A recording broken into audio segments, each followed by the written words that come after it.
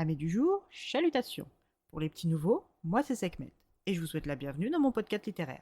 Dans mon émission, je vais tenter 3 fois par semaine de vous donner envie de découvrir des livres de tout poil, récents et moins récents. Alors, si ça vous tente, c'est par ici la suite.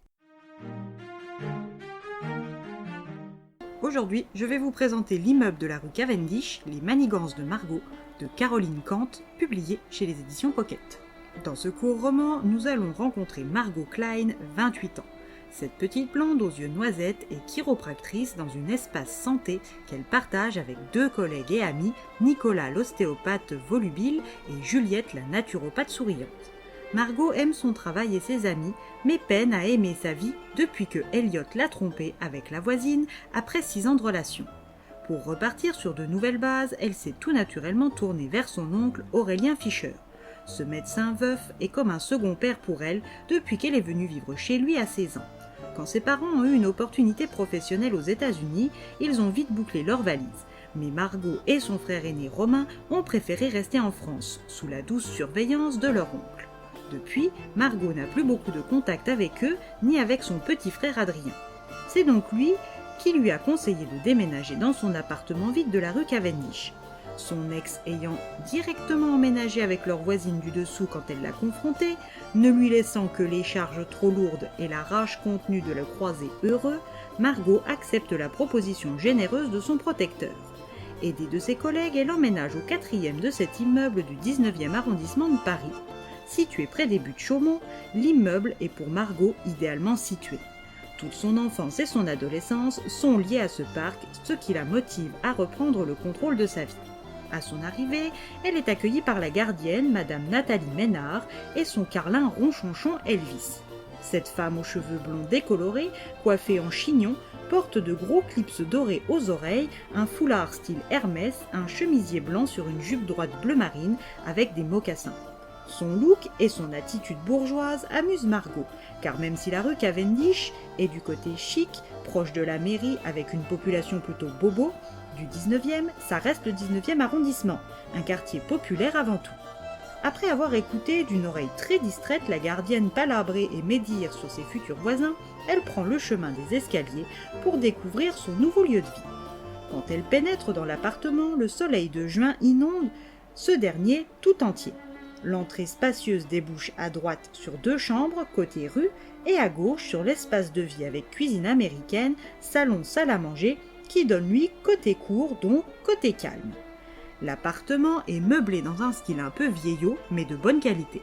Elle reconnaît bien l'égout de feu sa tante Héloïse que son oncle lui a décrit. Nicolas est impressionné par l'espace lumineux et par la vue sur la cour arborée. Après quelques allers-retours entre la camionnette et l'appartement, toutes les possessions de Margot sont entreposées dans son nouveau chez elle. Pendant que Nicolas rend la camionnette, Juliette et elle déballent tout. Pour les remercier, une sortie au restaurant Les Chic Types s'impose. Sur le chemin, elle fait la connaissance avec son voisin du 3e, monsieur Guy Lefort, et son chien Gordon. Ce propriétaire trapu est le petit-fils de l'homme qui a presque tout l'immeuble appartenait et qui possède encore aujourd'hui les chambres de bonne du 6e étage.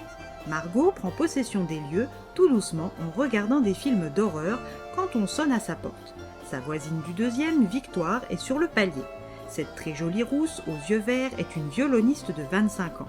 Elle l'invite à boire un verre chez elle, trop contente d'avoir enfin une voisine dans sa tranche d'âge.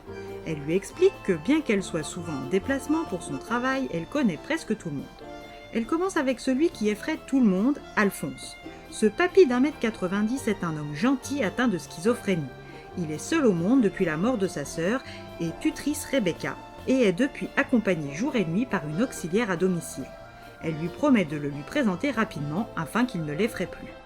Elle lui parle ensuite de Marcus et Jérôme, le couple du 5e. Si elle habite là, c'est grâce à Jérôme, chef d'orchestre. Marcus est un jeune Allemand qui enseigne sa langue. Eux aussi, c'est obligé qu'elle les lui présente. Au-dessus de son appartement, il y a monsieur et madame Marchand, Marc et Perla. Ce jeune couple attend un heureux événement. Perla est ukrainienne. Elle est très discrète car elle ne parle pas encore bien le français d'après Marc. Margot les a rencontrés près de la loge et reste sceptique en ce qui concerne le mari.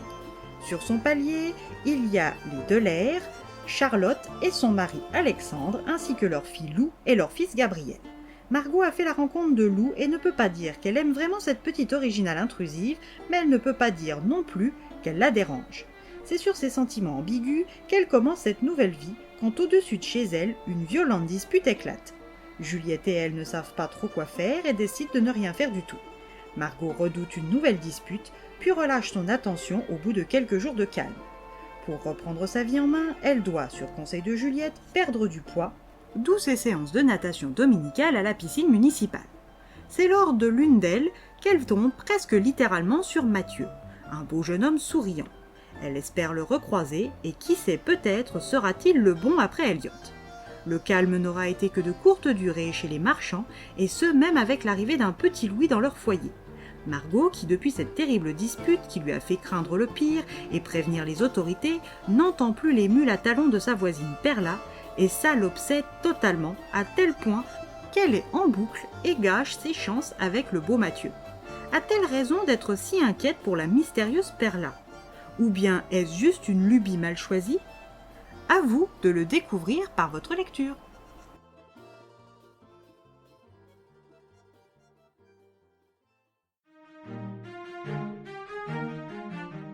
Une lecture ancrée dans le réel d'un immeuble mal insonorisé où cohabitent plus ou moins discrètement des voisins tous plus différents les uns que les autres. Dans ces conditions, difficile de ne pas écouter aux portes. Et bien voilà, j'en ai fini pour aujourd'hui. J'espère que cet épisode vous aura plu et vous aura donné des nouvelles idées de lecture. Si vous souhaitez découvrir d'autres petits bonbons littéraires tout droit sortis de ma bibliothèque, je vous retrouve le mardi 15 juillet prochain pour un nouvel épisode. Et si d'ici là je vous manque de trop, n'hésitez pas à me rejoindre sur mon compte Instagram, @leslecturesdesekhmet. Sur ce, chalut les amis, et à la prochaine.